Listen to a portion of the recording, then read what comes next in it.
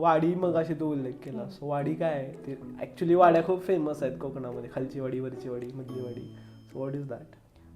वाडी म्हणजे आमच्या इकडेच आता म्हणजे पूर्ण परुळे हे एक गाव आहे. परुळे गावात 32 वाड्या येतात. तर अशाच सगळीकडे पूर्ण कोकणात वाड्या असतात. थोडक्यात ते कॉलनी सारखं का?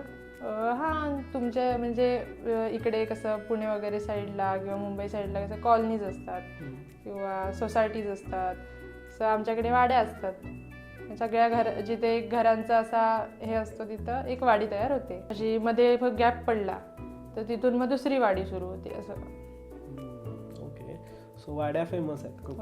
आमच्या इकडे आता मी राहते आनंदवाडी, दुसरी एक आहे गाडेदावाडी.